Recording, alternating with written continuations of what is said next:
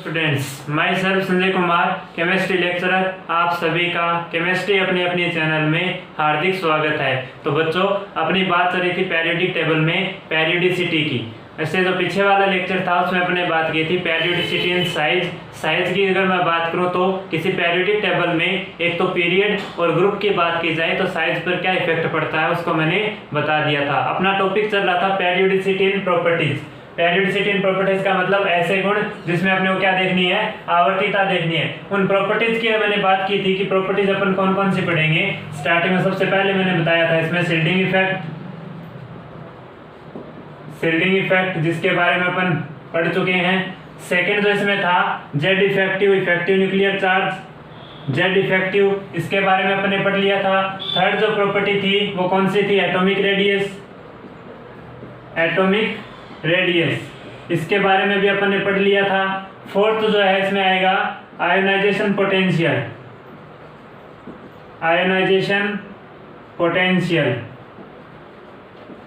आयनन ऊर्जा, ionization potential, जिसको किससे रिप्रेजेंट किया जाता है, आईपी से। आज अपना टॉपिक यहीं से स्टार्ट होगा। इन तीन के बारे में अपने पढ़ लिया था। आईपी के बारे में अपन पढ़ेंगे आज। फिफ्थ इसमें क्या पढ़ेंगे अपन, इलेक्ट्रॉन गेन एंथैल्पी, जिसको और क्या किससे रिप्रेजेंट किया जाता है, इलेक्ट्रो ई से रिप्रेजेंट किया जाता है, इलेक्ट्रॉन लब्धि enthalpy, electro gain enthalpy. Six इसमें अपन पढ़ेंगे पेनिट्रेटिंग पावर बोल दो, भेदन क्षमता क्या होती है, इसकी अपन बात करेंगे। सेवंथ इसमें अपन पढ़ेंगे इलेक्ट्रोनेगेटिविटी, विद्युत ऋणता, इलेक्ट्रोनेगेटिविटी के बारे में पढ़ेंगे। तो तीन की बात तो हो गई थी। शील्डिंग इफेक्ट क्या होता है, इसमें अपने पेरियोडिसिटी की बात कर ली थी। जेड इफेक्टिव क्या होता है, इसकी अपने बात कर ली थी। एटॉमिक रेडियस क्या होती है, इसके बारे में बात कर ली थी। आज अपना जो टॉपिक स्टार्ट होगा वो किससे होगा, आयोनाइजेशन पोटेंशियल, आईपी से स्टार्ट होगा। तो पेरियोडिक टेबल में इसका बेसिकली मीनिंग क्या होता है, किसी एटम के लिए कैसे डिफाइन होगा, इसका क्या मीनिंग होता है, इसको अपन क्या करेंगे, इसके बारे में स्टार्ट करेंगे। इस टॉपिक को देखना बच्चों ध्यान से। मैं स्टार्ट कर रहा हूँ अपना आज का टॉपिक, आयोनाइजेशन पोटेंशियल।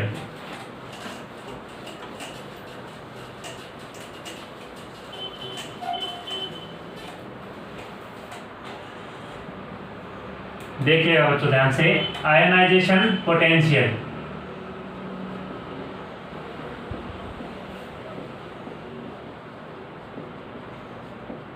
या पोटेंशियल ना बोल के कई बार क्या बोल देता है, आयोनाइजेशन एनर्जी, या क्या बोल देता है, एंथैल्पी, आयोनाइजेशन एंथैल्पी, सभी का मीनिंग एक ही है।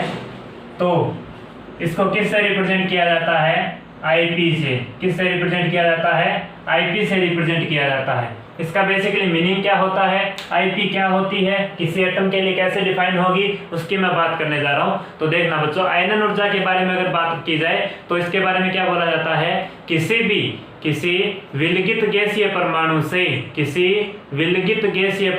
से उसके बाह्यतम कोश से इलेक्ट्रॉन निकालने के लिए जो आवश्यक ऊर्जा कहलाती है वो क्या कहलाती है, आयनन ऊर्जा। देखना बच्चों, मैंने क्या कहा, ध्यान से देखिएगा।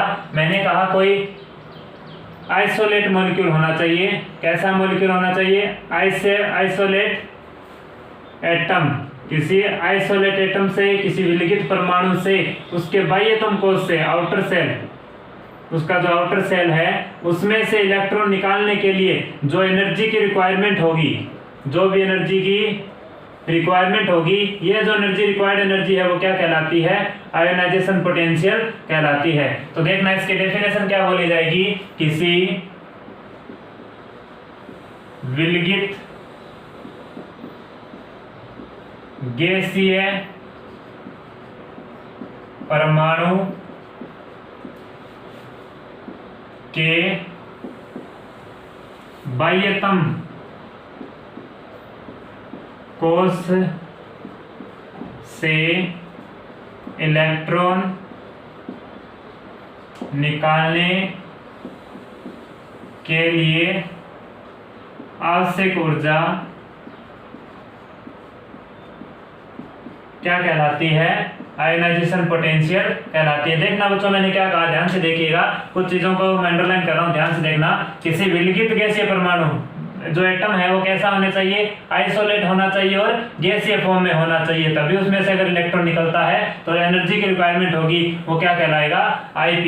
अगर इसकी गैसीय फेज नहीं है, किसी एटम की गैसीय फेज नहीं है, इसका मतलब अगर अदर फेज है तो उसको पहले किस में चेंज करेंगे, गैसीय फेज में। उसके आउटर सेल से इलेक्ट्रॉन निकालना है और उसके लिए आवश्यक ऊर्जा का मतलब क्या होता है, एनर्जी। यहाँ पे रिक्वायरमेंट हो रही है एनर्जी की, रिक्वायर्ड एनर्जी हमेशा क्या होती है, पॉजिटिव बोली जाती है। तो सबसे पहले इसकी सिंपल डेफिनेशन होगी कि किसी विलगित परमाणु की बात कर रहा है, ध्यान से देखिएगा, किसकी बात कर रहा है, परमाणु। कोई एटम होना चाहिए, मॉलिक्यूल यहाँ पे नहीं होना चाहिए, कोई भी मॉलिक्यूल की बात नहीं कर रहा है जिसमें से इलेक्ट्रॉन निकले, मॉलिक्यूल नहीं होना चाहिए, परमाणु होना चाहिए, वो भी कैसा, आइसोलेट एटम होना चाहिए, जिससे इलेक्ट्रॉन क्या निकालना, अपने को बाह्यतम कोश से इलेक्ट्रॉन निकालना है। तो ध्यान देना, यहाँ पे अणु नहीं होना चाहिए, और कोई क्या होना चाहिए, आइसोलेट गैसीय एटम होना चाहिए। इसकी डेफिनेशन होगी कि किसी आइसोलेट गैसीय एटम से उसके बाह्यतम कोश से इलेक्ट्रॉन निकालने के लिए जो एनर्जी की रिक्वायरमेंट होगी वो क्या कहलाती है, Ip कहलाती है। तो सबसे पहले आप इस डेफिनेशन को उतार ले, उसके बाद अपन चलते हैं नेक्स्ट।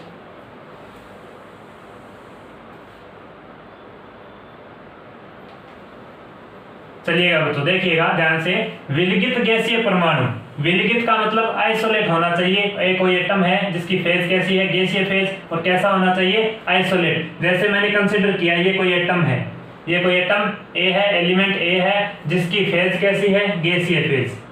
इसकी फेज कैसी है, गैसीय फेज। इसमें से अगर मैं कहूं, अगर एक इलेक्ट्रॉन इसके बाह्यतम कोश से एक इलेक्ट्रॉन निकालना है, इलेक्ट्रॉन मैंने इसके आउटर सेल से एक इलेक्ट्रॉन निकाल दिया, इलेक्ट्रॉन निकालने के बाद इस पर कैसा चार्ज आएगा, एक इलेक्ट्रॉन निकलता है तो इस न्यूट्रल एटम पर कैसा चार्ज आएगा, पॉजिटिव चार्ज।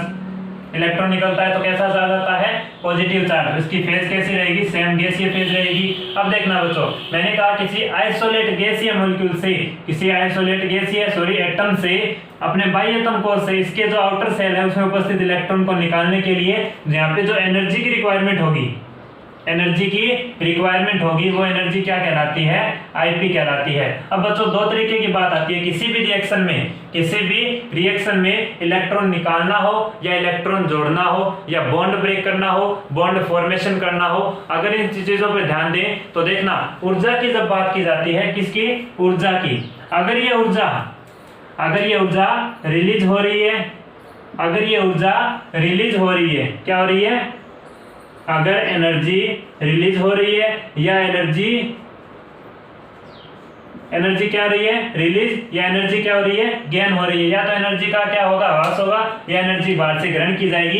इसी के आधार पर इस एनर्जी को किससे डिफाइन किया जाता है, रिएक्शंस में एंथैल्पी से, डेल्टा H से। तो इससे पता लगाया जा सकता है कि एनर्जी रिलीज हो रही है या एनर्जी है वो गेन की जा रही है। तो डेल्टा H की देखना बच्चों ध्यान से, किसी आइसोलेट गैसीय मॉलिक्यूल से, गैसीय एटम से इलेक्ट्रॉन निकालने के लिए जो एनर्जी की रिक्वायरमेंट होती है, यहाँ पे अगर बात की जाए एनर्जी की रिक्वायरमेंट हो रही है, आवश्यक ऊर्जा क्या होगी, अगर मैं इसको डेल्टा H के फॉर्म में रिप्रेजेंट करूं, किसके फॉर्म में रिप्रेजेंट करूं, डेल्टा H के फॉर्म में। तो देखना बच्चों, अपनी सिंपल डेफिनेशन क्या है Ip की, किसी आइसोलेट गैसीय एटम से इलेक्ट्रॉन को निकालने के लिए आवश्यक एनर्जी क्या कहलाती है, Ip कहलाती है। तो यहाँ पे इस रिएक्शन के लिए अगर मैं डेल्टा H की बात करूं, एंथैल्पी क्योंकि किसी भी रिएक्शन में अगर अपने को एनर्जी रिलीज हुई है या एनर्जी की रिक्वायरमेंट हुई है, तो इसके अकॉर्डिंग अगर बात की जाए तो वहां पे डेल्टा H से डिफाइन होगा। तो डेल्टा H यहाँ पे क्या होगा, Ip के इक्वल बोला जाएगा। क्यों बोला जाएगा, क्योंकि यहाँ पे जो डेल्टा H है, इसका मतलब इसमें से एक इलेक्ट्रॉन निकालने के लिए एनर्जी की रिक्वायरमेंट है, और वही आवश्यक ऊर्जा क्या कहलाती है, Ip कहलाती है। तो एनर्जी की रिक्वायरमेंट यहाँ पे डेल्टा H क्या होगा, पॉजिटिव, क्योंकि Ip भी यहाँ पे क्या है, पॉजिटिव, क्योंकि अपने को रिक्वायरमेंट एनर्जी है, एनर्जी की क्या हो रही है, रिक्वायर्ड हो रही है, रिक्वायरमेंट हो रही है, तो आवश्यक ऊर्जा का मतलब पॉजिटिव होगा। तो ये डेल्टा H भी कैसा होगा, पॉजिटिव होगा। इस डेल्टा H के आधार पर अगर मैं बात करूं, देखना बच्चों ध्यान से, मैंने कहा Ip के लिए एनर्जी की क्या होती है, रिक्वायरमेंट होती है, Ip के लिए एनर्जी की रिक्वायरमेंट।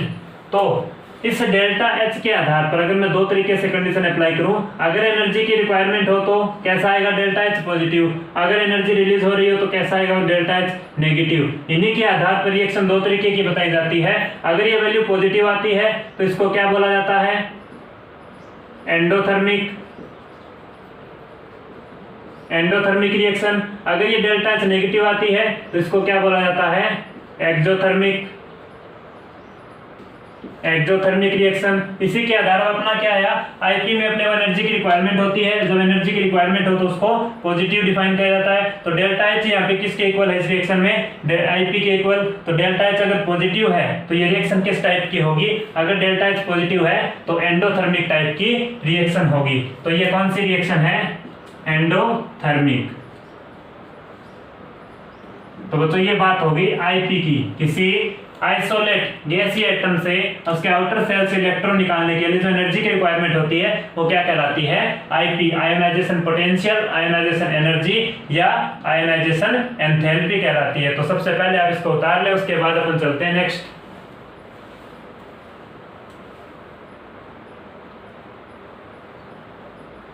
चलिएगा बच्चों नेक्स्ट।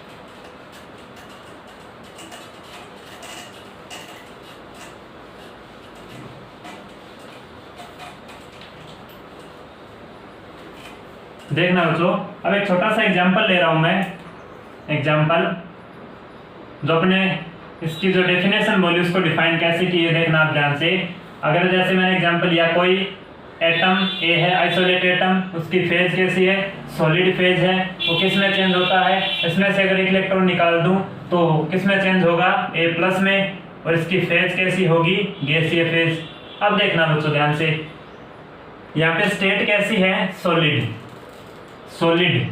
अगर मैं यहाँ पे डेल्टा एच की बात करूं, किसकी बात करूं, डेल्टा एच, अपने पता करना है कि एनर्जी रिलीज हुई है या एनर्जी का गेन हुआ है। तो एनर्जी गेन हुई है या एनर्जी रिलीज हुई है, तो डेल्टा एच इस बात को डिफाइन करेगा इस रिएक्शन में। तो देखना बच्चों ध्यान से, सबसे पहले मैंने क्या कहा, किसी भी परमाणु, किसी विलगित परमाणु का मतलब कोई एटम होना चाहिए। ये कोई एटम ए है, इस एटम से क्या निकालना है, एक इलेक्ट्रॉन निकालना है आउटर सेल से। तो इस एटम से एक इलेक्ट्रॉन निकालने का मतलब क्या हो गया, ये कैसी फॉर्म होनी चाहिए इसकी, गैसीय फॉर्म। अभी इसकी कैसी फॉर्म है, सॉलिड फॉर्म। अगर मैं डायरेक्ट इसको एक इलेक्ट्रॉन निकाल के इस फॉर्म में ला सकता हूं तो ऐसा पॉसिबल नहीं होगा। तो अगर यहाँ पे मैं अगर बात की जाए डेल्टा एच और आईपी की, delta H equal to IP, यहाँ पे बोलना सही नहीं होगा, नॉट इक्वल आईपी। तो देखना बच्चों, यहाँ पे डेल्टा एच और आईपी इक्वल नहीं होंगे। क्यों नहीं होंगे, क्योंकि आईपी की डेफिनेशन क्या बोली जाती है, किसी विलगित गैसीय परमाणु से एक इलेक्ट्रॉन निकालने के लिए आवश्यक ऊर्जा क्या कहलाती है, आईपी कहलाती है। देखना बच्चों, यहाँ पे किस फॉर्म में दे रखा आपने को एटम,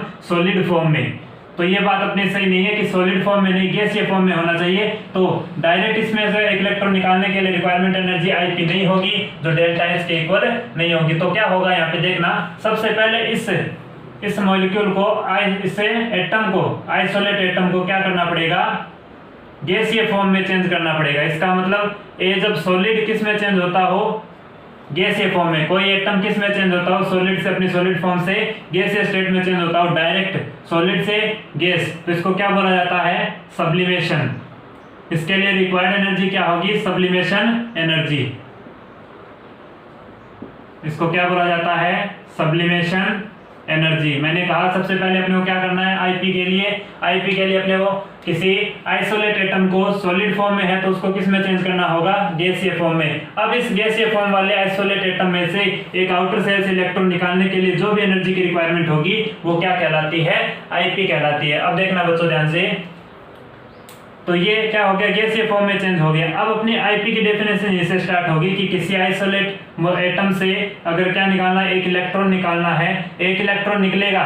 देखना बच्चों, अगर इसमें से एक इलेक्ट्रॉन निकल गया, कितना इलेक्ट्रॉन निकल गया, एक इलेक्ट्रॉन निकल गया, तो यहाँ पे जो एक इलेक्ट्रॉन निकलने पर एनर्जी की जो रिक्वायरमेंट होगी, यहाँ पे जो एनर्जी की रिक्वायरमेंट होगी वो क्या होगी, आईपी होगी।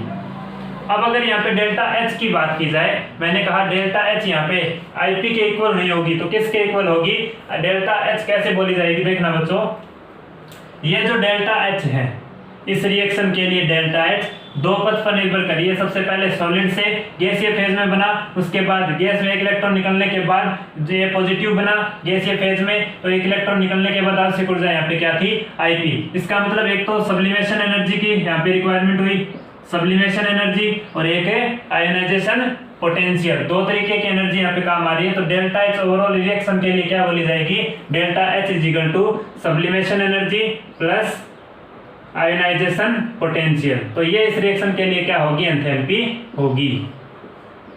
तो इस तरीके से टाइप ऑफ क्वेश्चंस अपने को सोल्व करने होते हैं। आईपी की डेफिनेशन और ज्यादा क्लियर होगी कि किसी भी आइसोलेट गैसीय मॉलिक्यूल से उसके आउटर सेल से इलेक्ट्रॉन निकालने के लिए जो एनर्जी आवश्यक होती है वो क्या होगी, आईपी होगी। डायरेक्ट किसी सॉलिड फॉर्म में है या किसी लिक्विड फॉर्म में है, उसको डायरेक्ट अपन एक इलेक्ट्रॉन निकाल के आईपी की डेफिनेशन नहीं दे सकते। तो सबसे पहले आप इस एग्जाम्पल को उतार लें, उसके बाद अपन चलते हैं नेक्स्ट।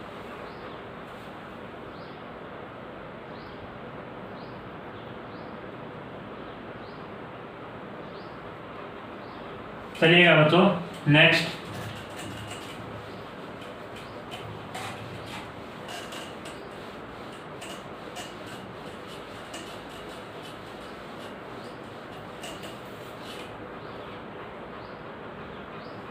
देखना बच्चों, तो मैंने कहा किसी अगर न्यूट्रल एटम की बात की जाए, किसी भी एलिमेंट की अगर बात की जाए, उसमें से एक इलेक्ट्रॉन निकालना है आउटर सेल से। उसके बाद जैसे जैसे इलेक्ट्रॉन निकलेंगे उस एलिमेंट पर चार्ज, पॉजिटिव चार्ज क्या होता जाएगा, बढ़ता जाएगा। तो देखना बच्चों ध्यान से, अगर मैं बात करूं किसी न्यूट्रल एटम की, किसकी बात कर रहा हूं, कोई भी न्यूट्रल एटम, जैसे मैंने कंसिडर कर लिया ए, ये क्या है, कोई न्यूट्रल एटम है, ये क्या है, न्यूट्रल एटम बोल दो या आइसोलेट एटम बोल दो, आइसोलेट एटम। इसकी फेज कैसी है, गैसीय फेज। अगर इसमें से एक इलेक्ट्रॉन निकाल लूं, अपनी डेफिनेशन क्या है, किसी आइसोलेट गैसीय मॉलिक्यूल में से एक इलेक्ट्रॉन निकाला जाता है तो उस पे कैसा चार्ज आएगा, पॉजिटिव चार्ज, क्योंकि एक इलेक्ट्रॉन निकला है। फेज कैसी रहेगी, सेम रहेगी। तो बच्चों देखना, अगर इसमें से मैं एक इलेक्ट्रॉन और निकाल दूं, इसमें से एक इलेक्ट्रॉन और निकाल दूं तो इस पे कैसा चार्ज आएगा, एक चार्ज और बढ़ जाएगा पॉजिटिव में, +2 हो जाएगा, फेज सेम रहेगी। इसी तरीके से इलेक्ट्रॉन निकालता जाऊं, -1 इलेक्ट्रॉन, इस पे कैसा चार्ज, +3, फेज कैसी रहेगी, सेम रहेगी। इसी तरीके से इलेक्ट्रॉन अगर निकालता जाऊं तो देखना, किसी आइसोलेट गैसीय मॉलिक्यूल से, किसी आइसोलेट गैसीय एटम से, सॉरी मॉलिक्यूल नहीं काम में लेना अपने को, किसी एटम से एक इलेक्ट्रॉन निकालने के लिए जो एनर्जी की रिक्वायरमेंट होगी वो क्या होगी, आईपी होगी। आईपी होगी किसके लिए, इस एटम के लिए, इस न्यूट्रल एटम या आइसोलेट एटम के लिए आईपी क्या हो गई, ये फर्स्ट हो गई। आईपी फर्स्ट का मतलब क्या हुआ, सबसे पहले जहां से एक इलेक्ट्रॉन निकलना, जहां से एक इलेक्ट्रॉन निकलेगा उसके लिए जो एनर्जी रिक्वायरमेंट होगी वो क्या होगी, आईपी फर्स्ट। अब देखना बच्चों, इसके रिस्पेक्ट में बात कर रहा हूं, इस न्यूट्रल एटम के रिस्पेक्ट, अगर यहाँ से एक दूसरा इलेक्ट्रॉन निकलेगा, सबसे पहले इसमें से एक इलेक्ट्रॉन निकला तो क्या बना, A+, इसमें से 2 इलेक्ट्रॉन निकल जाए तो क्या बनेगा, A+2। तो इस न्यूट्रल एटम से 2 इलेक्ट्रॉन निकलने के लिए जो एनर्जी रिक्वायरमेंट होगी उसको क्या बोला जाएगा, आईपी सेकेंड। ये क्या है इस एटम के लिए, आईपी सेकेंड। मैंने कहा सबसे पहले ध्यान से देखिएगा, इस न्यूट्रल एटम से एक इलेक्ट्रॉन निकला तो A+ बना, इसका मतलब यहाँ पे जो एनर्जी रिक्वायरमेंट होगी वो क्या होगी, आईपी फर्स्ट बोली जाएगी। उसके बाद मैंने कहा इसी न्यूट्रल एटम से अगर 2 इलेक्ट्रॉन निकले तो A+2 बनेगा, तो इसके लिए जो एनर्जी रिक्वायरमेंट होगी वो क्या होगी, आईपी सेकंड बोली जाएगी। इसी तरीके से इसी न्यूट्रल एटम से अगर 3 इलेक्ट्रॉन निकाल दिए जाएं तो इसके लिए आईपी क्या बोली जाएगी, एनर्जी जो रिक्वायरमेंट एनर्जी होगी वो क्या होगी, आईपी थर्ड। तो फर्स्ट सेकंड थर्ड का मतलब पहले एक इलेक्ट्रॉन निकला, उसके बाद 2 इलेक्ट्रॉन, उसके बाद 3 इलेक्ट्रॉन, तो इसको क्या बोला जाता है, क्रमागत आईपी का ऑर्डर बोला जाता है, ये continuous IP order, IP first, IP second, IP third. अब देखना बच्चों, अब अगर बात की जाए, जैसे मैं यहाँ से स्टार्ट करूं, इससे स्टार्ट करूं, इस एटम से, अगर इस एटम से मैं स्टार्ट करूं, यहाँ से एक इलेक्ट्रॉन निकालने पर इस एटम से स्टार्ट कर रहा हूं मैं, किसकी बात नहीं कर रहा, न्यूट्रल एटम की बात नहीं कर रहा हूं, किससे बात कर रहा हूं, इसे A+ गैसीय मॉलिक्यूल एटम की बात कर रहा हूं। यहाँ से अगर एक इलेक्ट्रॉन निकलेगा तो यहाँ पे एक इलेक्ट्रॉन निकलेगा तभी तो A+ से क्या बनेगा, A+2 बनेगा। तो यहाँ पे क्या होगा देखना, एक इलेक्ट्रॉन निकालने के लिए जो आवश्यक ऊर्जा होगी वो क्या होगी, यहाँ पे जो एनर्जी की रिक्वायरमेंट होगी वो क्या होगी, आईपी होगी। अब A+ के लिए ये आईपी कौन सी होगी, फर्स्ट होगी। ध्यान से देखिए, मैंने कहा A+ से A+2 बन रहा है, तो एक इलेक्ट्रॉन निकलने पर यहाँ पे ये इसकी आईपी कौन सी होगी, फर्स्ट आईपी, क्योंकि A+ में से एक इलेक्ट्रॉन निकला है, A+2 बना है, तो एक इलेक्ट्रॉन निकलने पर आईपी फर्स्ट होगी। इसी तरीके से अगर बात की जाए, इस A+ से अगर इस A+ से A3 बनाना है, इसका मतलब इसमें से 2 इलेक्ट्रॉन क्या हुए होंगे, कम हुए होंगे। 2 इलेक्ट्रॉन कम होने पर A+ में से 2 इलेक्ट्रॉन निकाल दिए तो चार्ज कैसा आएगा, A+3। तो अब अगर बात की जाए इसमें से 2 इलेक्ट्रॉन कम हो गए, इसका मतलब Ip का अगर 2 इलेक्ट्रॉन कम होंगे तो Ip कौन सी बोली जाएगी, सेकंड। इसके लिए एनर्जी रिक्वायरमेंट कौन सी होगी, Ip। 2 इलेक्ट्रॉन निकले हैं तो Ip सेकंड। तो Ip सेकंड किसके लिए, A+ के लिए Ip सेकंड क्या होगी, A+ से A+3 में। तो इस तरीके से बोली जाती है। तो चेक कर लेना। सबसे पहले न्यूट्रल उन एटम से रिलेटिव बात की जाती है। सबसे पहले एक एटम से अपन बात करें तो इसके लिए फर्स्ट Ip, इसके लिए सेकंड Ip, इसी के लिए यहाँ से कंपैरिजन थर्ड Ip। अगर यहाँ से स्टार्ट करेगा इस एटम से तो यहाँ पे इसके लिए इन दोनों के बीच की फर्स्ट Ip, इन दोनों के बीच की सेकंड Ip। अगर बात की जाए इसी तरीके से A+2 में से अगर एक इलेक्ट्रॉन निकलेगा तो A+3, इसका मतलब क्या हुआ, ये फर्स्ट Ip, इसके बाद अगर इलेक्ट्रॉन निकलेंगे तो वो सेकंड Ip। इस तरीके से अपन इसको रीड आउट करने का तरीका होता है। Ip को रीड आउट करने का तरीका मैंने बता दिया कि अगर न्यूट्रल एटम से चल रहे हैं तो डायरेक्ट अपन क्या करेंगे, Ip first, Ip second, Ip third. इसके बाद पॉजिटिव ऑक्सीडेशन स्टेट क्या होती जाएगी, इलेक्ट्रॉन जैसे जैसे निकलेंगे पॉजिटिव ऑक्सीडेशन स्टेट बढ़ती जाएगी। अब देखना बच्चों ध्यान से, इसके लिए एक स्टेटमेंट बोला जाता है, किसी तत्व के क्रमागत Ip का, किसी तत्व के ये जो क्रमागत Ip है, Ip फर्स्ट, इस एलिमेंट की अगर बात की जाए तो इसके लिए Ip first, Ip second, Ip third. इसी तरीके से अगर एलिमेंट आगे और होंगे इसमें से इलेक्ट्रॉन निकला तो Ip4, Ip5, Ip6, Ip so on. इस तरीके से अगर लगातार क्या होगी, कंटिन्यू Ip का ऑर्डर होगा। तो किसी भी एटम के लिए, किसी परमाणु के लिए ये जो Ip होती है, आयनन ऊर्जा, ये क्रमागत क्या होती जाती हैं, बढ़ती जाती हैं। तो स्टेटमेंट क्या होगा उसको नोट कर लें आप लोग, किसी तत्व के, किसी तत्व की क्रमागत आयनन ऊर्जा का मान, किसी तत्व की क्रमागत आयनन ऊर्जा का मान लगातार बढ़ता है। कैसे बढ़ेगा उसकी मैं बात करूंगा। स्टेटमेंट क्या है कि किसी एटम की जो क्रमागत आयनन ऊर्जा का मतलब Ip first, Ip second, Ip third, इनका मान क्या होता है, लगातार बढ़ता जाता है। इसका मतलब क्या हुआ, लगातार बढ़ने का मतलब अगर मैं यहाँ पे कंपैरेटिवली बात करूँ Ip first, Ip second, Ip third, तो लगातार बढ़ने का मतलब यहाँ से यहाँ ये बढ़ेगी। इसका मतलब Ip थर्ड ज्यादा है, Ip सेकंड कम है और Ip फर्स्ट है सबसे कम है। क्यों है इसका कारण मैं बताऊंगा। तो इसको रिप्रेजेंट करने का तरीका क्या होगा, किसी एटम के लिए Ip फर्स्ट, उसके बाद Ip सेकंड, अगर किसी न्यूट्रल एटम से एक इलेक्ट्रॉन निकला तो Ip फर्स्ट, इसी न्यूट्रल एटम से 2 इलेक्ट्रॉन निकला तो Ip सेकंड, इसमें से 3 इलेक्ट्रॉन निकला तो Ip थर्ड, 4 इलेक्ट्रॉन निकलेगा तो Ip फोर। इसी तरीके से इलेक्ट्रॉन अगर निकलते जाएं तो कंटिन्यू क्या होगा। तो ये जो Ip है, क्रमागत है Ip, ये किसी तत्व की क्रमागत Ip क्या होती है, लगातार बढ़ती जाती है। बढ़ने का मतलब ये लगातार क्या होगी, इस तरीके से बढ़ती जाएंगी। इसी तरीके से अगर आगे और है तो इस तरीके से बढ़ती जाएगी। तो Ip फर्स्ट कम होगी, Ip सेकंड क्यों बढ़ती है, इसका कारण क्या है उसकी मैं बात करूंगा। सबसे पहले आप इसको उतार लें कि किसी तत्व की क्रमागत आयनन ऊर्जा का मान लगातार बढ़ता जाता है। अब इसका कारण क्या दिया जाता है उसको मैं एक्सप्लेन करूंगा आप लोगों को।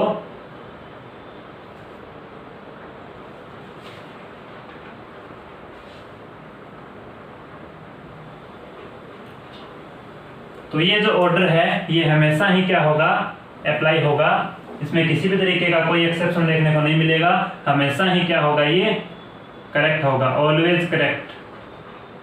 कहीं भी इसमें कोई करेक्शन देखने को नहीं मिलेगा, एक्सेप्शन नहीं मिलेगा, ऑलवेज करेक्ट। चलिएगा बच्चों, अब चलते हैं नेक्स्ट। ऐसा क्यों होता है कि क्रमागत, किसी तत्व की क्रमागत Ip का क्रम लगातार बढ़ता जाता है, क्यों बढ़ता है इसको मैं एक्सप्लेन कर रहा हूं, देखिएगा ध्यान से।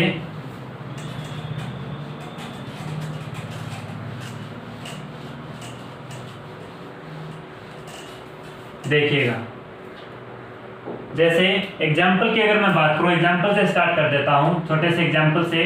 जैसे अगर मैं कहूं सोडियम के लिए, सोडियम किसके लिए बात कर रहा हूं मैं, सोडियम के लिए, और एक किसके लिए बात कर रहा हूं, सोडियम प्लस के लिए। एक तो मैं किसके लिए बात कर रहा हूं, सोडियम के लिए, और एक सोडियम प्लस के लिए। इन दोनों की अगर बात की जाए तो देखना बच्चों ध्यान से, अगर ये सोडियम एटम और ये सोडियम प्लस आयन, अगर इसमें से बात करूं तो ये क्या है कि न्यूट्रल एटम है, ये क्या है, न्यूट्रल एटम है। ये क्या है, एक इलेक्ट्रॉन निकलने के बाद जो स्पीशीज बनी है, आयनिक फॉर्म है इसकी, आयनिक फॉर्म। अब देखना बच्चों, अगर इसमें कंपैरेटिवली बात की जाए किसकी, आईपी की, अगर इसमें कंपैरेटिवली आईपी की बात की जाए कि किसकी आईपी ज्यादा होगी और किसकी आईपी कम होगी, आयोनाइजेशन पोटेंशियल किसका ज्यादा होगा और किसका कम होगा, तो बच्चों देखना ध्यान से। मैंने कहा किसी आइसोलेट सोडियम की अगर बात की जाए, किसी भी आइसोलेट गैसीय परमाणु से एक इलेक्ट्रॉन निकालने के लिए, आउटर सेल से एक इलेक्ट्रॉन निकालना है, तो निकालने के लिए जो एनर्जी की रिक्वायरमेंट होगी वो क्या कहलाती है, आईपी कहलाती है। तो देखना बच्चों, सबसे पहले अगर इनकी साइज की बात की जाए, सबसे पहले इन दोनों की साइज की बात की जाए, तो किसी न्यूट्रल एटम का साइज, किसी न्यूट्रल एटम का साइज उसके जो पॉजिटिव ऑक्सीडेशन स्टेट वाले से क्या होता है, हमेशा ही ज्यादा होता है। मैंने क्या कहा, देखना, मैंने कहा किसी न्यूट्रल एटम का साइज, ये साइज का ऑर्डर है, किसी न्यूट्रल एटम का साइज उसके जो पॉजिटिव ऑक्सीडेशन स्टेट वाला जो एटम है उसका जो रिलेवेंट एटम है उससे क्या होता है, हमेशा ही ज्यादा होता है। अगर ये नेगेटिव होता तो नेगेटिव के लिए क्या बोला जाता है, किसी न्यूट्रल एटम का साइज उसके रिलेवेंट जो नेगेटिव ऑक्सीडेशन स्टेट वाले से क्या होता है, हमेशा ही कम होता है। इसका मतलब जिस पे जितना ज्यादा पॉजिटिव चार्ज बढ़ता जाएगा उसका आकार हमेशा उतना ही कम होता जाएगा, जिस पर जितना नेगेटिव चार्ज बढ़ता जाएगा उसका न्यूट्रल एटम से आकार हमेशा ही क्या होगा, ज्यादा होता जाएगा। तो ये साइज की बात हो गई। अब अगर साइज की बात की जाए, देखना आपने क्या करना है, आईपी के अकॉर्डिंग आउटर सेल से क्या निकालना है, इलेक्ट्रॉन निकालना है। इलेक्ट्रॉन निकालने के लिए एनर्जी की क्या होगी, रिक्वायरमेंट, जिसको क्या बोला अपने आईपी, आयनाइजेशन पोटेंशियल। अब देखना बच्चों, सोडियम और सोडियम प्लस की बात की जाए तो इसमें से आकार किसका ज्यादा है, मैंने कहा किसी न्यूट्रल एटम का आकार उससे पॉजिटिव ऑक्सीडेशन स्टेट वाले से क्या होता है, ज्यादा होता है। इसका मतलब सोडियम का आकार सोडियम प्लस से क्या है, ज्यादा है। सोडियम का आकार सोडियम प्लस से क्या है, ज्यादा है। अब देखना बच्चों, इसको मैं कोरिलेट कर रहा हूं, ध्यान से समझिएगा इस चीज को। अगर मैं सोडियम के लिए बात करूं, जैसे ये इसका नाभिक हो गया, इसके चारों ओर सेल हो गई, आउटर सेल। अब अगर बात की जाए, ये मैंने मान लिया इसका आउटर सेल है, ये क्या है, आउटर सेल, आउटर सेल। इसी तरीके से मैंने सोडियम प्लस की बात की, ये इसका नाभिक, ये क्या है, सेल। कंपैरेटिवली ये क्या होगा, इसके कंपैरेटिवली छोटा होगा, क्योंकि मैंने कहा इसका आकार क्या होगा, छोटा। इसमें से एक इलेक्ट्रॉन निकल गया जो नाभिक के पास आ गया, आउटर सेल में से अगर इलेक्ट्रॉन निकल जाता है तो उसका आकार क्या हो जाता है, कम हो जाता है। तो यहाँ से अगर आईपी की बात की जाए, किसकी, इस आउटर सेल में उपस्थित अगर इलेक्ट्रॉन को निकालना है, इसके लिए एनर्जी की क्या होगी, रिक्वायरमेंट, जिसको क्या बोला, आईपी। तो यहाँ से इसके आईपी क्या होगी, फर्स्ट होगी। इसका मतलब इसकी आईपी क्या होगी, फर्स्ट होगी। आईपी फर्स्ट, एक इलेक्ट्रॉन निकालने के लिए किसी सोडियम में से एक इलेक्ट्रॉन निकालेंगे तो क्या बनेगा, सोडियम प्लस बनेगा। अगर सोडियम प्लस बन गया उसका आकार क्या होगा, कम होगा। अगर कम होगा इसका मतलब क्या हुआ, ये नाभिक के क्या हो गया, नजदीक हो गया। आउटर सेल में इलेक्ट्रॉन नहीं रहा, इसका मतलब वो नाभिक के क्या आ गया, नजदीक आ गया, साइज कम हो गई। साइज कम होने से यहाँ पे जेड इफेक्टिव बढ़ जाता है। जेड इफेक्टिव बढ़ेगा तो देखना, इस आयनिक फॉर्म के लिए अगर मैं आईपी की बात करूं, आईपी की बात, आईपी का मतलब इसके आउटर सेल से इलेक्ट्रॉन निकालना है। अब इलेक्ट्रॉन जो निकलेगा, अब जो इलेक्ट्रॉन निकलेगा वो क्या होगा, उसमें ज्यादा डिफिकल्टी होगी। डिफिकल्टी का मतलब ये जब इसमें से इलेक्ट्रॉन निकाला तो ये क्या, इसका साइज बड़ा था। साइज बड़ा होने का मतलब यहाँ पे इस नाभिक से इसकी दूरी क्या थी, ज्यादा थी। इसका मतलब प्रभावी आकर्षण क्या था, थोड़ा इसके कंपैरेटिवली कम होगा।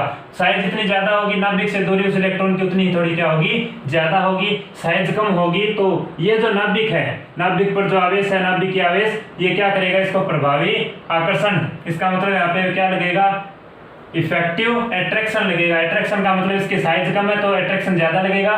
नाभिक इजीली यहाँ पे, अब अगर इलेक्ट्रॉन यहाँ से निकाला जाए, इलेक्ट्रॉन यहाँ से निकाला जाए एनर्जी देखिए, तो यहाँ से जो इलेक्ट्रॉन निकलेगा उसमें क्या होगी, डिफिकल्टी होगी।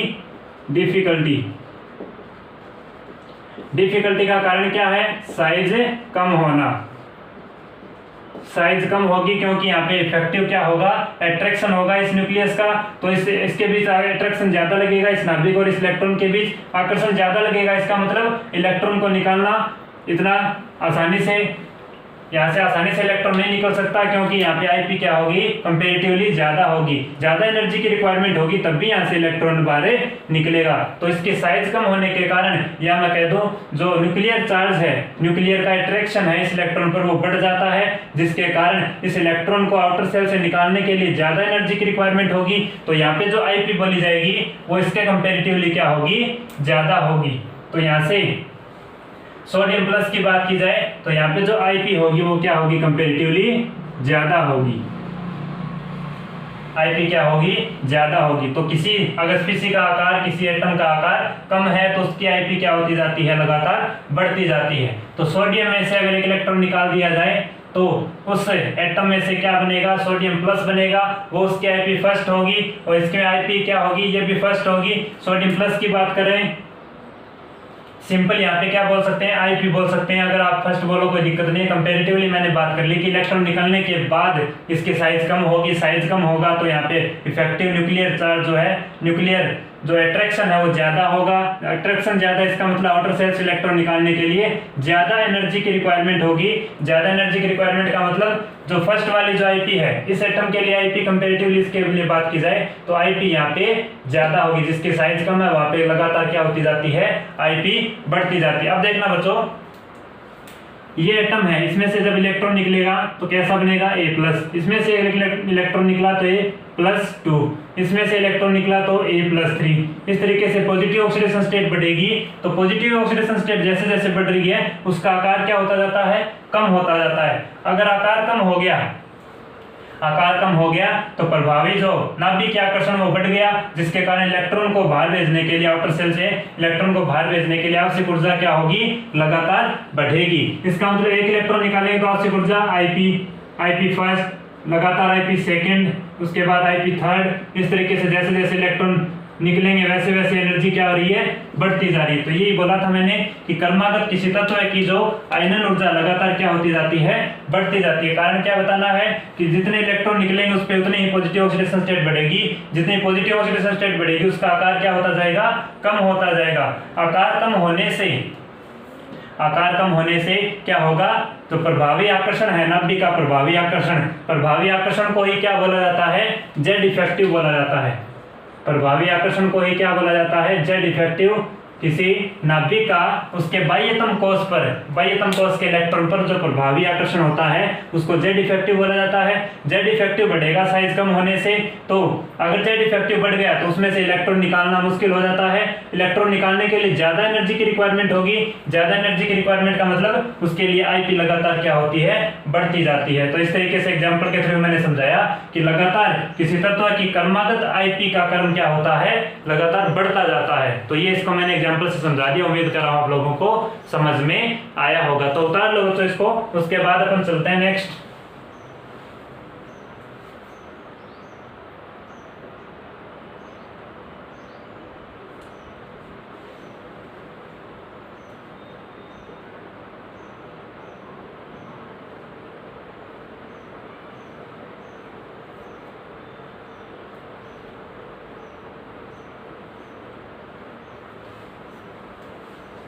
चलिएगा बच्चों नेक्स्ट।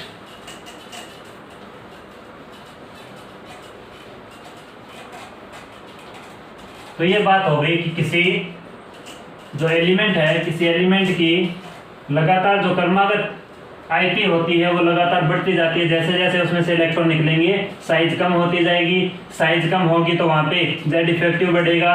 जेड इफेक्टिव बढ़ गया, उसमें से इलेक्ट्रॉन निकालना मुश्किल हो जाता है। इसका मतलब अगर आईपी की बात की जाए तो इलेक्ट्रॉन निकालना है, आउटर सेल से इलेक्ट्रॉन इजीली नहीं निकलेगा, वहाँ पे ज्यादा एनर्जी की रिक्वायरमेंट होगी, जिसके कारण कर्मागत आईपी का क्रम क्या होता है, लगातार बढ़ता जाता है। अब एक बात बोली जाती है, ये जो कर्मागत आईपी है, आईपी के आधार पर अपन और क्या क्या कैलकुलेट कर सकते हैं उसकी मैं बात कर रहा हूं। तो देखना बच्चों ध्यान से। अब मैंने कहा कर्मागत आईपी का जो मान है, ये जो कर्मागत आयनन ऊर्जा का जो मान है, कंटिन्यू जो अपने पास आ रही थी, IP first, IP second, IP third, IP four, dash dash dash so on. इसके अपन और क्या कैलकुलेट कर सकते हैं, इसे देखना। कर्मागत आयनन ऊर्जा के आधार पर अपन क्या कैलकुलेट कर सकते हैं इसमें, एक तो सबसे पहले number of valence electron, number of valence electron किसी परमाणु के, किसी एलिमेंट के अपन किसी क्या कर सकते हैं, संयोजी कोष के इलेक्ट्रॉन की संख्या अपन पता कर सकते हैं। कैसे करेंगे उसको मैं समझाऊंगा। और अपन क्या कैलकुलेट कर सकते हैं, पॉसिबल वैलेंसी, पॉसिबल वैलेंसी संयोजकता, जो संभावित संयोजकता है उसको अपन चेक कर सकते हैं। कैसे चेक करेंगे उसको मैं एग्जांपल से समझाऊंगा। और क्रमागत आयनन ऊर्जा के आधार पर क्या कैलकुलेट कर सकते हैं, electronic configuration, electronic configuration. Electronic configuration कैसे चेक किया जाएगा, अगर अपने को नंबर ऑफ वैलेंस इलेक्ट्रॉन पता है, इसका मतलब संयोजी कोष में इलेक्ट्रॉन की संख्या अगर पता है अपने को, बाह्यतम कोष में इलेक्ट्रॉन की संख्या पता है, तो अपन उसमें अपन क्या कर सकते हैं, इलेक्ट्रॉनिक कॉन्फ़िगरेशन इजीली बता सकते हैं। कैसे टाइप ऑफ क्वेश्चन कैसे आएंगे उसकी मैं बात करूंगा। अभी क्या ध्यान देना है, क्रमागत आईपी के आधार पर number of valence electron check कर सकते हैं, पॉसिबल वैलेंसी चेक कर सकते हैं, इलेक्ट्रॉनिक कॉन्फ़िगरेशन भी चेक कर सकते हैं। और क्या चेक किया जा सकता है, यहाँ पे इसका जो फॉर्मूला बनेगा किसी आयनिक कंपाउंड का वो भी अपन चेक कर सकते हैं। तो ये मेनली क्या हो गए, तीन हो गए, number of valence electron, possible valency and electronic configuration. अब देखना बच्चों, क्रमागत आयनन ऊर्जा के आधार पर इन सभी को कैसे चेक किया जाता है। सबसे पहले मैं क्या करता हूँ, एक एग्जांपल से आप लोगों को समझाता हूँ, उसके बाद अपने को चेक करेंगे वन बाय वन। तो अभी क्या ध्यान में रखना है, किसी एलिमेंट की क्रमागत आईपी का, किसी एलिमेंट की क्रमागत आईपी का ऑर्डर क्या होता है, लगातार बढ़ता जाता है। उसी स्टेटमेंट के आधार पर अपन एग्जाम में क्या पूछे जाते हैं, टाइप ऑफ क्वेश्चन पूछे जाते हैं। देखिएगा क्वेश्चन कैसे आते हैं, देखना बच्चों। इस पर एक क्वेश्चन कर लेते हैं जिससे आईपी का जो कंसेप्ट है वो क्लियर हो जाएगा कंप्लीटली। चलिएगा, क्वेश्चन क्या है, किसी तत्व की क्रमागत आईपी का मान क्रमशः रिस्पेक्टिवली बात कर रहा है, ये क्रमशः कितना कितना दे रखा है, 40 joule, 55 joule, 55 joule, 80 joule and कितना दे रखा है, 370 जूल। ये वैल्यू दे रखी है। तो इसने कहा किसी तत्व की क्रमागत आईपी का क्रम क्या है, क्रम से 40 जूल, 55 जूल, 80 जूल और 370 जूल है। तो क्या कैलकुलेट करना है, देखना हो तो सबसे पहला क्वेश्चन मैंने कहा क्रमागत आईपी के आधार पर, क्रमागत आईपी के आधार पर अपन क्या क्या कैलकुलेट कर सकते हैं, नंबर ऑफ वैलेंस इलेक्ट्रॉन, संयोजी electron.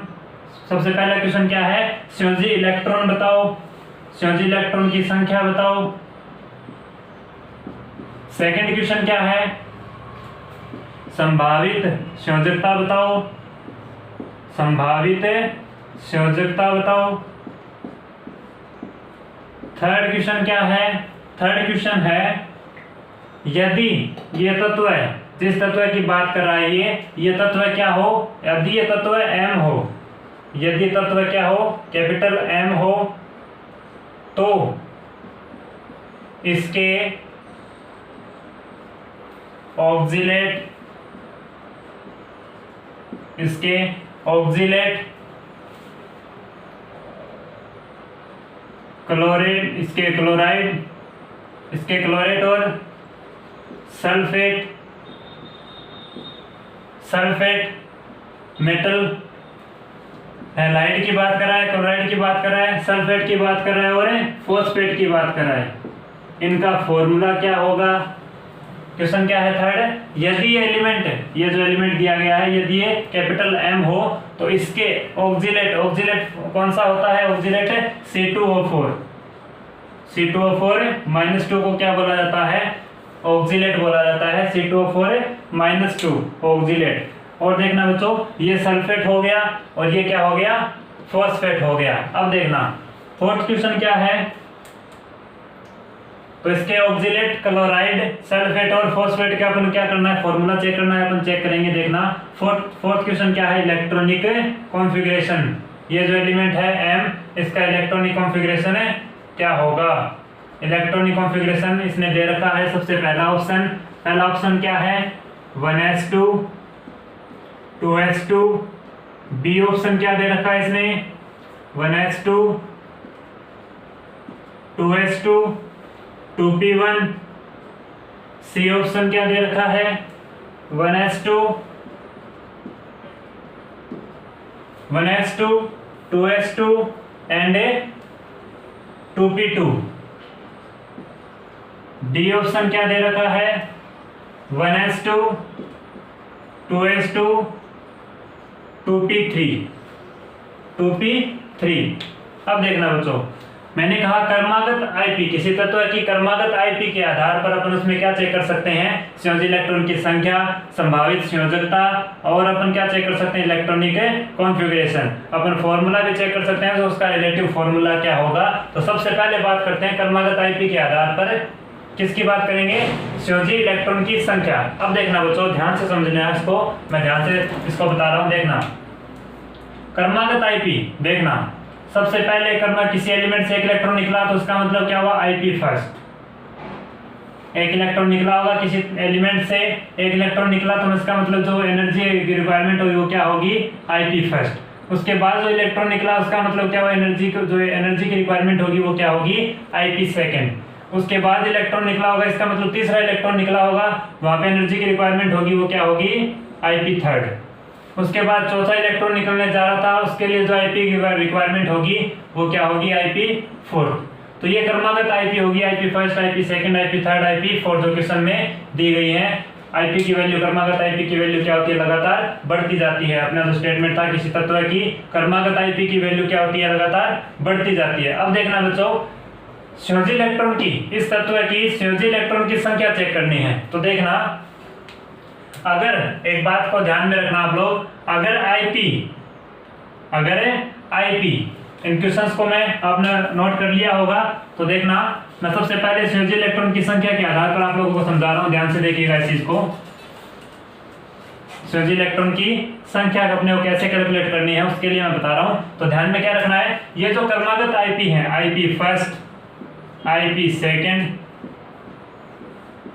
IP third, IP fourth, इसी तरीके से कुछ भी हो सकती है आगे तक, सो वन। देखना, अगर मैं ये कह दूं आईपी फर्स्ट, लगातार आईपी बढ़ेगी, ये तो कंफर्म है, लगातार आईपी क्या होगी, क्रमागत आईपी लगातार बढ़ती जाएगी। अगर मैं ये कह दूं कि आईपी सेकंड बहुत ज्यादा है किससे, आईपी फर्स्ट से, ये बात तो क्लियर है कि अभी क्वेश्चन की बात नहीं कर रहा हूं, अभी मैं अलग स्टेटमेंट के अकॉर्डिंग आप लोगों को समझा रहा हूं। अगर मैं ये कह दूं लगातार, ये तो कंफर्म है किसी एलिमेंट की क्रमागत आईपी लगातार बढ़ेगी। अगर मैं ये कह दूं किसी आईपी सेकंड ज्यादा है, बहुत ज्यादा है किससे, आईपी फर्स्ट से, इसका मतलब इसमें कितने वैलेंस इलेक्ट्रॉन बताने हैं आप लोगों को, वैलेंस इलेक्ट्रॉन बताना है एक।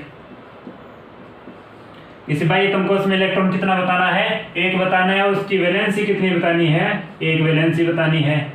क्यों, इसका कारण क्या है, देखना वैलेंस इलेक्ट्रॉन एक बताने का कारण क्या हुआ, आईपी जब फर्स्ट किसी न्यूट्रल एटम में से एक इलेक्ट्रॉन निकालते हैं तो उस पे कैसा चार्ज, ए प्लस, और एनर्जी रिक्वायरमेंट होगी वो क्या होगी, आईपी फर्स्ट।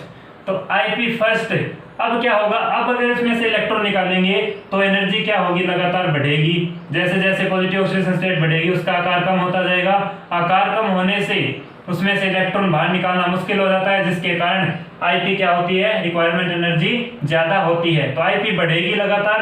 अब यहाँ पे ज्यादा बढ़ रही है, देखो यहाँ पे ज्यादा क्या हो रही है, आईपी बढ़ रही है, बढ़नी चाहिए लेकिन इतनी भी नहीं बढ़नी चाहिए कि आईपी क्या हो, बहुत ही ज्यादा हो। अगर बहुत ज्यादा आईपी हो रही है, एक इलेक्ट्रॉन निकला तो आईपी क्या है, कम, उसके बाद बहुत ज्यादा अगर आईपी मिल गई, आईपी की वैल्यू बहुत ज्यादा मिल गई, पहले तो थोड़ी मिल गई, उसके बाद अचानक ही अगर आईपी बढ़ जाती है, इसका मतलब उसमें से इलेक्ट्रॉन बहुत ही मुश्किल से जा रहा हो, यहाँ पे एनर्जी जो है वो बहुत ही ज्यादा रिक्वायरमेंट हो रही है, एनर्जी की ज्यादा रिक्वायरमेंट हो रही है यहाँ पे, जिसके कारण एनर्जी क्या हुई, बहुत ज्यादा बढ़ गई। इसका मतलब यहाँ से अगर बात की जाए, इस A प्लस की अगर मैं बात कर लूं तो यहाँ से इलेक्ट्रॉन निकालने के लिए एनर्जी की बहुत ज्यादा रिक्वायरमेंट हो रही है। इलेक्ट्रॉन निकालने के लिए जो एनर्जी की रिक्वायरमेंट है ये बहुत ही ज्यादा हो रही है। अगर यहाँ से एनर्जी की रिक्वायरमेंट ज्यादा हो इसका मतलब यहाँ से इलेक्ट्रॉन निकलना पे मुश्किल हो रहा है। मुश्किल होगा तो आउटर सेल से इलेक्ट्रॉन नहीं निकलेगा, मुश्किल हो रहा है इसका मतलब प्रोसेस चल रही है इलेक्ट्रॉन निकालने की। इसका मतलब उसमें इलेक्ट्रॉन कितना बताना है, एक इलेक्ट्रॉन आउटर सेल से निकल रहा है। तो आईपी अगर लगातार बढ़ जाती है, तुरंत प्रभाव से अगर आईपी बढ़ती है, इसका मतलब इलेक्ट्रॉन जो वैलेंस सेल के इलेक्ट्रॉन कितने बताए जाएंगे उससे पहली वाली आईपी के अकॉर्डिंग बताए जाएंगे। तो यहाँ पे एक इलेक्ट्रॉन निकला, इसका मतलब वैलेंस सेल में एक इलेक्ट्रॉन निकला होगा जो इजीली निकल गया, जिसके लिए इसकी आईपी की वैल्यू कम है। उसके बाद अगर आईपी लगातार तेजी से बढ़ जाती है, इसका मतलब वो आउटर सेल में इलेक्ट्रॉन नहीं है। आउटर सेल का मतलब वहां पे वैलेंस सेल में इलेक्ट्रॉन नहीं है, वो इनर सेल में इलेक्ट्रॉन है जो नाभिक के नजदीक है, जिसमें से इलेक्ट्रॉन निकालने के लिए एनर्जी बहुत ज्यादा बढ़ रही है। तो यहाँ पे इतना हो गया, एक इलेक्ट्रॉन बताना है वैलेंस सेल में और वैलेंसी कितनी बतानी है, एक। अगर इसी तरीके से बात की जाए IP first, IP second, IP third, इसी तरीके से 100। अगर ये कह दे लगातार क्रमागत आईपी बढ़ती है, अगर बहुत ज्यादा बढ़ गई, जैसे मैंने अब की बार कहाँ बढ़ा दी, आईपी थर्ड पर बढ़ा दी, तो ये जो दो इलेक्ट्रॉन निकले, फर्स्ट इलेक्ट्रॉन निकला तो आईपी फर्स्ट, सेकंड इलेक्ट्रॉन निकला तो आईपी सेकंड। यहाँ पे जो आईपी फर्स्ट और आईपी सेकंड दो इलेक्ट्रॉन निकले होंगे, इसका मतलब आईपी थर्ड के बाद इलेक्ट्रॉन निकलने की पूरी कोशिश कर रहा है, जहाँ पे एनर्जी की क्या हो रही है, ज्यादा रिक्वायरमेंट हो रही है। तो ये आउटर सेल में उपस्थित इलेक्ट्रॉन नहीं है, इनर सेल में उपस्थित इलेक्ट्रॉन होगा, जिसके कारण क्या होगा, नाभिक के आकर्षण के कारण ज्यादा एनर्जी की रिक्वायरमेंट हो रही है। तो इसमें अगर बात की जाए वैलेंस इलेक्ट्रॉन की, वैलेंस इलेक्ट्रॉन कितने बताने हैं, मैंने कहा इससे जो पहले वाली आईपी है उसी के अकॉर्डिंग बताना है। तो आईपी इससे पहले कितनी होगी, थर्ड से पहले कितनी आईपी होगी, फर्स्ट एंड सेकंड। तो दो इलेक्ट्रॉन निकले तो वैलेंस इलेक्ट्रॉन कितने होंगे यहाँ पे, दो। और वैलेंसी भी कितनी बतानी है, संयोजकता भी यहाँ पे पॉसिबल 2 होगी।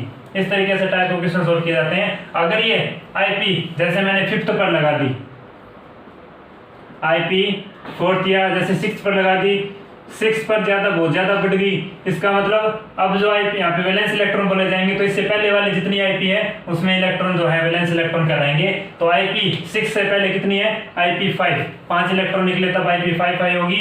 तो वहां पे वैलेंस इलेक्ट्रॉन कितने बताने हैं, 5, वैलेंसी भी क्या होगी, 5। तो ये ट्रिक होती है इस तरीके से याद रखने की कि किसी क्रमागत आईपी के आधार पर कैसे वैलेंस सेल के इलेक्ट्रॉन की संख्या कैलकुलेट की जाती है। तो उसकी ट्रिक क्या है कि अगर एनर्जी पहले कम है, उसके बाद अचानक से एनर्जी बढ़ जाती है, इसका मतलब क्या हुआ, उस आईपी से पहले जो आईपी है उसके अकॉर्डिंग वैलेंस इलेक्ट्रॉन और वैलेंसी बतानी है। तो देखना बच्चों, क्वेश्चन पे आते हैं। इसी स्टेटमेंट के आधार पर, इसी कंसेप्ट के आधार पर देखना, सबसे पहले किसी एटम से क्या निकला, एक इलेक्ट्रॉन निकला, उसके लिए आवश्यक ऊर्जा कितनी है, 40 जूल। उसके बाद 55 जूल, इसका मतलब थोड़ी सी एनर्जी ज्यादा हुई है, क्रमागत आईपी लगातार बढ़ रही है। उसके बाद थोड़ी और एनर्जी बढ़ गई। अब देखना इस आईपी के बाद यहाँ पे एनर्जी क्या होगी, बहुत ज्यादा बढ़ गई, यहाँ पे एनर्जी क्या होगी, बहुत ज्यादा बढ़ गई। 80 से सीधे कहां पे जा रही है, 370 पर। इसका मतलब यहाँ से इलेक्ट्रॉन जाने की कोशिश कर रहा है, यहाँ पे इलेक्ट्रॉन निकालने के लिए एनर्जी की सबसे ज्यादा रिक्वायरमेंट है, एनर्जी बहुत ज्यादा चाहिएगी इलेक्ट्रॉन निकालने के लिए। तो मैंने कहा इस आईपी से पहले जितनी भी आईपी है, IP first, IP second, IP third, तो इसमें से क्या बता देंगे, वैलेंस इलेक्ट्रॉन की संख्या। कहां तक इससे पहले, आईपी 4 से पहले कितनी है, आईपी 3। इसका मतलब संयोजी इलेक्ट्रॉन की संख्या कितनी बतानी है, 3 इलेक्ट्रॉन। और इसकी संयोजकता जो सेकंड क्वेश्चन है, वैलेंसी, वैलेंसी भी वैलेंस इलेक्ट्रॉन की क्या होगी, सेम होगा। वैलेंसी कितनी बतानी है, 3। तो 3 इलेक्ट्रॉन हो गई number of valence electron, and valency भी कितनी बतानी है, 3। क्यों, क्योंकि धीरे धीरे एनर्जी बढ़ रही थी, उसके बाद अचानक से एनर्जी बढ़ गई। इसका मतलब यहाँ से इलेक्ट्रॉन निकल रहा होगा, ज्यादा एनर्जी की रिक्वायरमेंट हो रही होगी। तो जहाँ पे एनर्जी इससे पहले वाले इलेक्ट्रॉन है वो वैलेंस सेल में इलेक्ट्रॉन होंगे जो इजीली निकल रहे हैं, उसके लिए एनर्जी की रिक्वायरमेंट क्या है, कम है। तो उसमें क्या बताना है, इसी के अकॉर्डिंग क्रमागत आईपी के आधार पर अपने क्या बता दिया, नंबर ऑफ वैलेंस इलेक्ट्रॉन। इस तरीके से टाइप ऑफ क्वेश्चन पूछे जाते हैं। थर्ड जो अपना क्वेश्चन था, इसने कहा यदि एलिमेंट क्या हो, कैपिटल एम, यदि एलिमेंट कैपिटल एम हो तो इसके, एक तो किसकी बात कर रहा था, क्लोराइड की बात कर रहा था, इसका फॉर्मूला क्या होगा। एक बात कर रहा था ऑक्जिलेट की C2O4-2 की बात कर रहा था।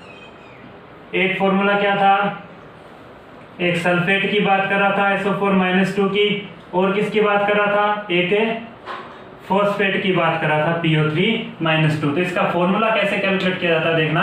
मैंने कहा इसकी जो वैलेंसी होती है, वैलेंसी का मतलब इस पे चार्ज कैसा होगा, +3 चार्ज। इस एलिमेंट पर चार्ज कैसा है, +3। वैलेंसी का मतलब क्या हो गया, इस पे चार्ज कैसा है, +3 चार्ज है। या वैलेंस इलेक्ट्रॉन बोल दो +3 है, किसी मेटल में से 3 इलेक्ट्रॉन निकलने के बाद उस पर कैसा चार्ज आएगा +3, क्योंकि आईपी फर्स्ट, आईपी सेकंड और आईपी थर्ड के आधार पर अपन चेक कर रहे हैं वैलेंस इलेक्ट्रॉन की संख्या। 3 इलेक्ट्रॉन इसका मतलब इस पे कैसा चार्ज आएगा, 3 इलेक्ट्रॉन निकलने के बाद कैसा चार्ज आएगा +3। अब देखना सबसे पहले मेटल +3, मेटल या फिर मैं कह दूं एलिमेंट जो अपने काम में लिया है, एलिमेंट को किससे रिप्रेजेंट किया इसने, m से, जिस पे कैसा चार्ज +3, क्योंकि इसमें वैलेंस इलेक्ट्रॉन की संख्या 3 है, या वैलेंस इसकी कितनी है 3 है, 3 इलेक्ट्रॉन निकलने के बाद +3 चार्ज आएगा। यहाँ पे अगर Cl की बात की जाए तो Cl पे कैसा चार्ज -। अब इनको क्रॉस मल्टीप्लाई कर देंगे एक दूसरे को, ये इसके बेस में आ जाएगा और ये -1 कहाँ जाएगा, यहाँ पे आ जाएगा। तो 1 और इनको क्या करेंगे, क्रॉस मल्टीप्लाई करके अपन इसका फॉर्मूला निकालेंगे। तो फॉर्मूला क्या आएगा, 3 जब इधर जाएगा तो m1 इधर आएगा, तो यहाँ पे m1 और Cl3, ये क्या हो गया इसका फॉर्मूला हो गया। तो इस तरीके से फॉर्मूले चेक किए जाते हैं किसके, इस एलिमेंट के। क्लोराइड का फॉर्मूला क्या होगा, इसके ऑक्जिलेट का फॉर्मूला क्या होगा, सल्फेट का फॉर्मूला क्या होगा और फॉस्फेट का क्या होगा, देखना भाई। इसी तरीके से बात की जाए किसकी, ऑक्जिलेट की, तो m+3 और C2O4 -2, तो क्रॉस मल्टीप्लाई कर देते हैं। ये जो वैल्यू है इसको क्रॉस मल्टीप्लाई करके क्या बनते हैं, कंपाउंड्स बनते हैं। तो M2C2O4 की होल थ्राइस, ये क्या हो गया इसका ऑक्जिलेट का फॉर्मूला हो गया। इसको क्रॉस मल्टीप्लाई करके क्या बना लिया, अपने कंपाउंड बना लिया। तो इसी तरीके से सल्फेट में ऑक्सीजन, ये जो 2 है ये कहाँ चला जाएगा, इसके अपॉन में, इसके बेस में, और 3 जो इसके बेस में चला जाएगा। तो क्या बनेगा M2SO4 थ्राइस। इस तरीके से इसका ये कंपाउंड बनेगा, इस M का, इस एलिमेंट का सल्फेट कंपाउंड ये बनेगा। और फॉस्फेट कंपाउंड क्या बनेगा, M, ये जो 2 है इसके बेस में जाएगा, और PO3 का, इस M का जो पावर थी, जो इसकी वैलेंसी थी 3, इसके बेस में आ जाएगी। इस तरीके से एनी कंपाउंड, अगर इसको ब्रेक करेंगे तो कैसे ब्रेक होगा, ये जो 3 है यहाँ पे चला जाएगा प्लस के फॉर्म में, और ये जो 2 है यहाँ पे चला जाएगा माइनस के फॉर्म में। तो PO3 -2 M+3, तो ये जो कंपाउंड बनेगा, इस तरीके से कंपाउंड बनाए जाते हैं। तो मैंने कहा क्रमागत आईपी के आधार पर अपन संयोजी इलेक्ट्रॉन की संख्या, वैलेंस शेल में उपस्थित इलेक्ट्रॉन की संख्या, वैलेंसी, उसका जो फॉर्मूला है, और इलेक्ट्रॉनिक कॉन्फ़िगरेशन की भी बात करेंगे। सबसे पहले आप इन 3 क्वेश्चंस का आंसर नोट कर लें, उसके बाद अपन चलते हैं लास्ट क्वेश्चन पर, क्रमागत आईपी के आधार पर। तो उम्मीद कर रहा हूँ आप लोगों को इजीली समझ में आया होगा, ज़्यादा हार्ड चीज़ें नहीं है। मैंने कहा जैसे जैसे एनर्जी अचानक बढ़ जाती है, वहाँ पे उससे पहले जितनी भी आईपी आ गई उसमें क्या होंगी, उतने ही वैलेंस इलेक्ट्रॉन होंगे, उतनी ही वैलेंसी होगी। इस बात को ध्यान में रखना है बस। चलिएगा बच्चों, 4th क्वेश्चन पे चलते हैं। 4th, मैंने कहा इसके आधार पर अपन इलेक्ट्रॉनिक कॉन्फ़िगरेशन भी चेक कर सकते हैं। इलेक्ट्रॉनिक कॉन्फ़िगरेशन के अकॉर्डिंग इसने ऑप्शन क्या दिया था 4th क्वेश्चन का, इलेक्ट्रॉनिक कॉन्फ़िगरेशन। इलेक्ट्रॉनिक कॉन्फ़िगरेशन बताना है, उससे एलिमेंट, जो एलिमेंट M है उसका इलेक्ट्रॉनिक कॉन्फ़िगरेशन सही क्या होगा। इसने पहला ऑप्शन दिया 1s2 2s2, सेकंड ऑप्शन है 1s2 2s2 2p1, third option दिया 1s2 2s2 2p2, fourth option दिया 1s2 2s2 2p3। इसमें से बताना है कि किसका ज़्यादा होगा और किसका कम होगा, उसमें से इलेक्ट्रॉनिक कॉन्फ़िगरेशन किसका सही होगा और कौन सा सही होगा, इसके आधार पर अपन बात करें। तो सबसे पहला क्वेश्चन क्या था अपना, वैलेंस इलेक्ट्रॉन की संख्या। अगर वो ध्यान है तो सभी क्वेश्चन सोल्व हो जाएंगे। वैलेंस इलेक्ट्रॉन की संख्या कितनी आई थी, इससे M के लिए कितनी आई थी, 3 आई थी। वैलेंसी भी 3 आई थी, वैलेंस इलेक्ट्रॉन भी कितने आए थे, 3। तो अगर किसी एलिमेंट, अगर इस एलिमेंट में अपन इस इलेक्ट्रॉनिक कॉन्फ़िगरेशन में आउटर सेल में क्या देख लें, बाह्यतम कोश में 3 इलेक्ट्रॉन जिसमें मिल रहे हैं, उसके आधार पर अपन बता सकते हैं उसका इलेक्ट्रॉनिक कॉन्फ़िगरेशन क्या होगा। तो अपने वैलेंसी इलेक्ट्रॉन कितने आए थे, बाह्यतम कोश में इलेक्ट्रॉन 3 आए थे। इसका मतलब देखना, ये इसका क्या है, बाह्यतम कोश, ये इसका क्या है, बाह्यतम कोश, ये इसका बाह्यतम कोश, ये इसका बाह्यतम आउटर सेल, या कह दूं मैं इसमें वैलेंस सेल है, ये वैलेंस सेल हो गया। अब इसमें इलेक्ट्रॉन कितने देख करने अपने को, वैलेंस इलेक्ट्रॉन कितने आए थे, इससे M के 3 आए थे, तो 3 देखना, काउंट करना। इसमें कितने हैं, 2 नहीं, 2 और 1 3, इसका मतलब ये कॉन्फ़िगरेशन अपना सही है। कितने इलेक्ट्रॉन है, 3 आ रहे हैं। इसमें कितने इलेक्ट्रॉन है, 4 इलेक्ट्रॉन, ये सही नहीं होगा।